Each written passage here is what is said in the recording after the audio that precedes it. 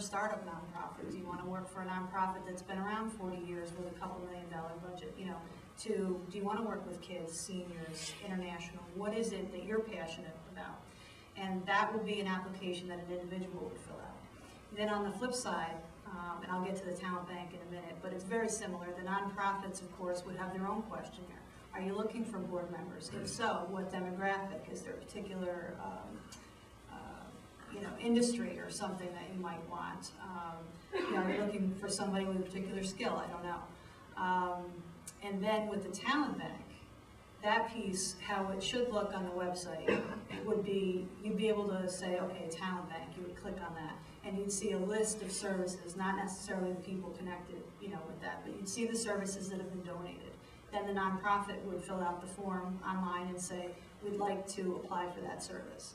I would get that, the committee would look at it, we talk to the person, and we make the introduction. And of course, there might be people coming to me where I've got to go find an opportunity because it's not as clear as, museums, kids, seniors. So that's the first step. But other than the basic, there will be membership fees, but what you get goes up from there, including being able to post your volunteer opportunities. We're hoping to come up with a master calendar for everything, all the major fundraising events at least, where people can go on and post that. And so it's kind of a different dynamic. Like I mentioned before, we're not as apt to pick up the phone and make that phone call and say, what can I do?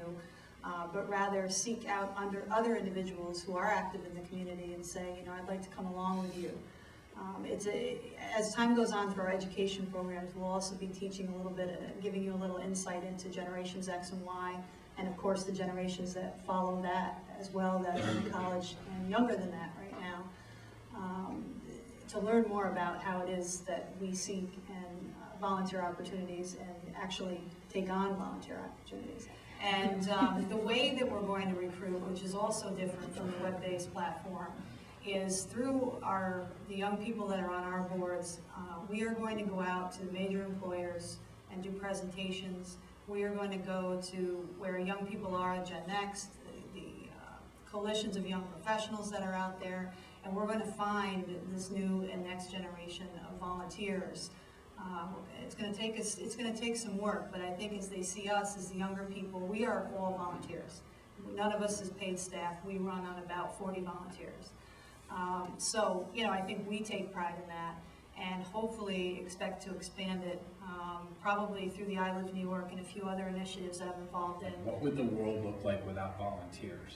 When you start thinking about all the things in your community that is volunteering, all your athletic leagues, your sports, your basketball, those are all pretty much volunteer-driven organizations, your PTAs, all of those types of things, your volunteer fire departments. So you can kind of go on and you can start painting this really drab picture of what a community looks like if you take volunteerism out of it completely. So we had a dream that someday, when we grew up, there would be a way to serve the community that raised us. And we had the dream that we wouldn't have to leave home for other parts of the country to find work or the quality of life that we desired. Tonight, we're one step closer to that dream. And where there is a common community cause, we will support it. Where there is a common community problem, we will solve it. Where there is homelessness, poverty, or sickness, we will show compassion. Where there are parts of our city dying, we will revitalize them. Where there are rundown buildings, we will adapt and rehab them. Where there is crime and violence in our cities, we will work for safety and peace. When we are at risk of losing our arts and cultural institutions, we will work to sustain them. Where there is discrimination, we will speak out against it. Where there is social inequality, we will seek social justice. Where helping volunteer hands are needed, we will recruit them. It is our future, and we will build it one day and one brick at a time. And so tonight, in closing, we invite you to become a stakeholder and get on board, and never doubt that a small group of thoughtful, committed citizens can change the world. And indeed, it's the only thing that ever has. Thank you.